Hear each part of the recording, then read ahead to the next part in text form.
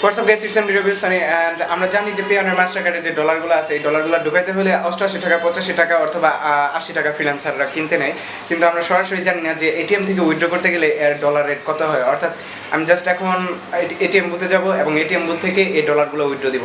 So আমার কাছে $50 আছে, আমি দেখবো যে রেটগুলো কত করে ধরে। আমার জানার মতো রেটগুলো 73 থেকে 75 টাকার ভিতরে হওয়ার কথা। So let's move on Bhulta Gausia. আমি জাস্ট গাউসিয়া একটা ডাচ বাংলা এটিএম বুথ আছে, ওইখান থেকে উইথড্র দেওয়ার চেষ্টা করবো এই ডলারগুলো। So stay with me for see this tutorial না, এটা একটা ব্লগের মতো প্রায়, কিন্তু ব্লগ হবে না। জাস্ট আমি এটিএম বুথের ভিতরে ঢুকবো, ডলারগুলো উইথড্র দেবো, চেষ্টা করবো ক্যামেরা দিয়ে ভিডিও করার।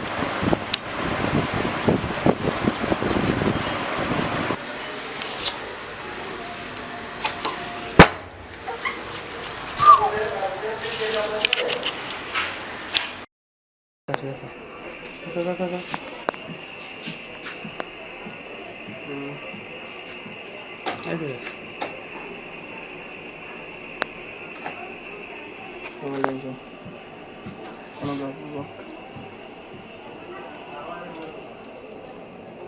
পিন দেওয়া লাগবে, কন্টিনিউ পিন দেওয়া লাগবে।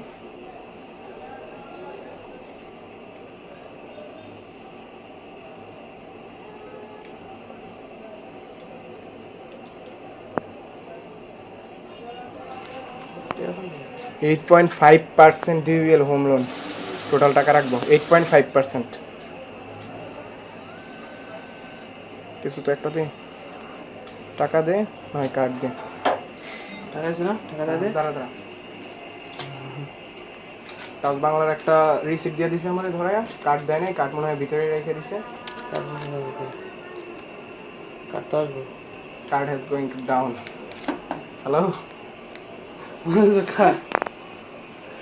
ও ভাই কার্ড দাও।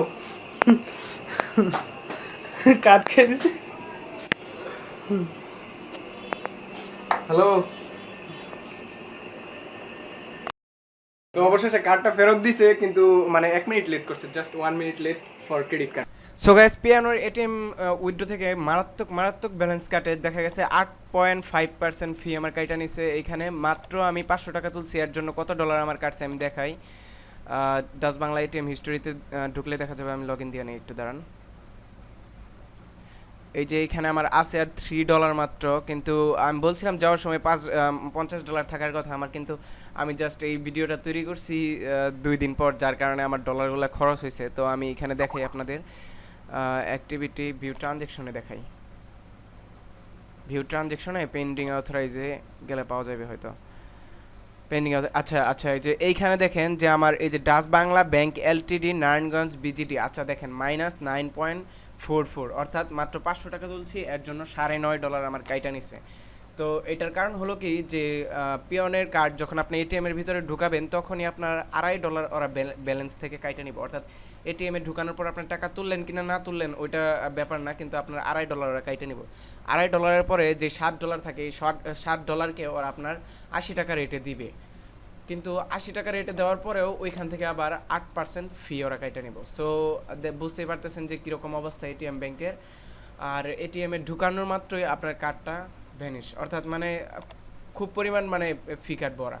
সো এটাই হলো কথা যে আপনার ফিটা প্রচুর পরিমাণে বেশি। আর যদি আপনি পারেন তাহলে পেওনের কার্ডটাকে ইউজ করবেন কোনো গুডারি থেকে ডোমেইন কেনার ক্ষেত্রে অথবা ফেসবুক প্রমোট করার ক্ষেত্রে, যে কোনো অনলাইন ব্যাংকে আপনি এটা চেষ্টা করবেন ব্যবহার করার, কিন্তু এটিএম উইথড্র দিয়ে মানে নিজের জীবনটাকে অন্তত নষ্ট করবেন না ভাই।